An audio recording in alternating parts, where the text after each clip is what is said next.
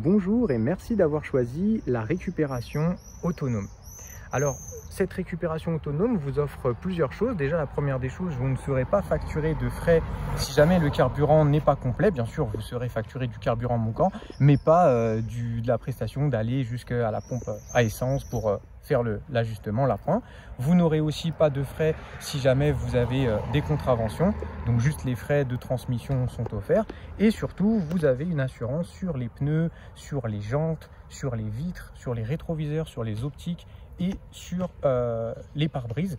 Donc c'est les éléments les plus souvent mis en cause finalement lors des locations de voitures et qui en réalité ne sont jamais pris en charge par les assurances de location, même quand vous rachetez la franchise. Alors avec moi, vous êtes couvert, vous avez juste à payer la franchise que je paierai à mon assurance si jamais il y a une dégradation importante. Alors, passons maintenant à la récupération des clés. C'est très simple. La veille, je vous envoie par message l'adresse exacte à laquelle le précédent locataire aura garé la voiture au sein de cette avenue qui s'appelle Maurice Docane. Je vous envoie dans le même message le code de la boîte à clés. Alors, vous arrivez devant la voiture qui est déverrouillée tout le temps. Hop, vous appuyez sur le 0607.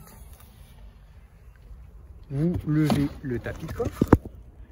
Et il ne vous manque plus que mettre le code que je vous ai envoyé de la boîte à clés pour avoir les clés. Alors juste avant de partir, avant de démarrer, je vais vous demander une photo du compteur sur lequel on voit le kilométrage au départ ainsi que le niveau d'essence au départ. Si jamais vous voyez des dégradations esthétiques qui ne sont pas celles que je vais vous montrer tout de suite, n'hésitez pas à me les envoyer encore en photo. Alors, la première grosse dégradation existante, c'est tout ce qui est le coffre. De toute façon, on ne va pas... Voilà. Ensuite, ici, sous le phare. Ici, avec le bas de caisse. Et normalement, c'est tout. Le reste, je ne vais pas vraiment vous montrer. C'est une voiture de son âge, qui a 20 ans. Donc, tout ce qui est petite rayure par-ci, par-là, même celle-ci qui est là, etc. Ça, vous embêtez pas. C'est vraiment les gros enfoncements qui nous importent ou les grosses rayures profondes. Donc du coup, si vous remarquez rien de spécial, comme on l'a dit, vous venez vous installer au volant.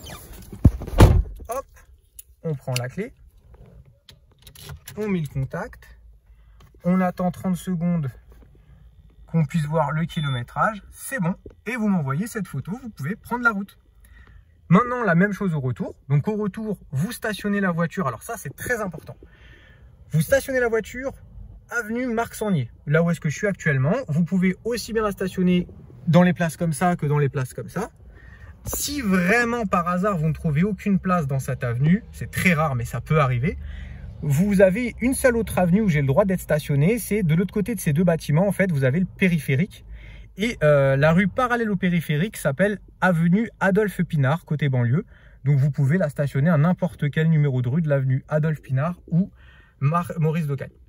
Alors, au retour, du coup, vous la stationnez, vous m'envoyez par SMS une photo pareille du compteur au retour pour voir le nouveau kilométrage et si l'essence est vraiment bien. Donc là, l'essence, c'est super précis. Donc, je vous conseille vraiment de mettre la pointe. On a la chance d'avoir 4 stations-service dans le rayon de 500 mètres. Donc, mettre vraiment la pointe quand vous êtes là parce que c'est très précis. Et une fois que vous m'avez envoyé cette photo, vous avez juste à m'envoyer tout simplement l'adresse à laquelle vous avez garé le véhicule.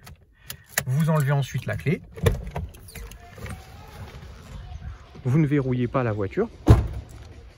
Et on va la remettre où est-ce qu'elle était quand vous l'aviez trouvée. Ah, petite précision. Si jamais vous n'arrivez pas à ouvrir le coffre quand vous descendez du véhicule, c'est parce qu'en fait, il suffit que quand vous êtes à l'intérieur du véhicule, vous appuyez ici sur déverrouiller. Et là, quand vous appuierez sur le 0607, ça déverrouillera le coffre. Donc du coup, voilà, tout simplement, on rouvre le tapis de coffre, on réouvre la boîte clé, vous remettez la clé dedans et bien entendu, vous brouillez les numéros avant de refermer le coffre et la voiture. Si possible, le plus discrètement possible, ce serait top, mais voilà. Donc c'est tout pour moi, merci beaucoup. Voilà, la procédure assez simple, ça vous permet aussi de la récupérer à toute heure, tant que c'est dans vos demi-journées de location. Et voilà, dernière des choses, je vais vous montrer grosso modo un peu, pour ceux qui ont encore en quelques minutes devant eux, les différentes choses à savoir sur le véhicule. Alors, vous avez ici dans cette petite trappe le triangle de signalisation et un gilet jaune. La porte arrière gauche pardon, ne s'ouvre pas, ni de l'intérieur ni de l'extérieur. La voiture, en fait, la centralisation ne marche qu'en insérant la clé. Hop, hop. Les deux dernières choses, c'est la climatisation, enfin même la ventilation elle-même, la soufflerie ne marche pas. Donc si vous avez chaud, effectivement, il faudra ouvrir les fenêtres. Et la dernière chose, c'est vraiment l'écran qui, bon alors là aujourd'hui comme il fait super chaud, il fait 30 degrés, il n'est pas du tout lisible, mais d'habitude il est un petit peu lisible. Bon, de toute façon vous n'avez même pas besoin de lui pour mettre la radio, pour faire tout ce que vous avez à faire. Mais en tout cas, voilà, il risque d'afficher ASP défaillant et ça. Donc, vous inquiétez pas, l'ASP, c'est pas l'ABS. Hein, L'ASP, c'est vraiment un truc, si vous allez accélérer fort et que vous êtes sur de la neige ou quelque chose vraiment très glissant, c'est une sorte de gestion électronique. Mais de toute façon, ça, c'est une option. Donc, voilà, c'est comme si on n'avait pas l'option. À part ça, franchement, vous avez aussi, bien sûr, j'ai oublié de vous dire, les papiers et la carte grise dans la boîte à gants, si jamais vous faites contrôler.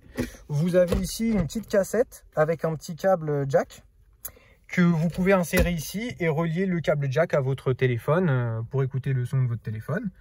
C'est un véhicule vraiment très très attachant. Vous allez voir, il a un très grand gabarit. On est vraiment à l'aise dedans, même quand on est plusieurs à l'arrière. Et pourtant, il se conduit comme si c'était une citadine et surtout vraiment confortable. Les amortisseurs, tout ce que vous voulez, vraiment, ça se voit que c'est une berline de haut de gamme. Et le plus aberrant, c'est que la consommation sur autoroute, du moins, elle est vraiment incroyable. Moins de 5 litres, même à 130. Enfin, vraiment, ça, c'est très plaisant. Donc voilà, écoutez, vous savez tout. J'espère que vous allez faire une bonne route. Et puis, je vous dis à bientôt.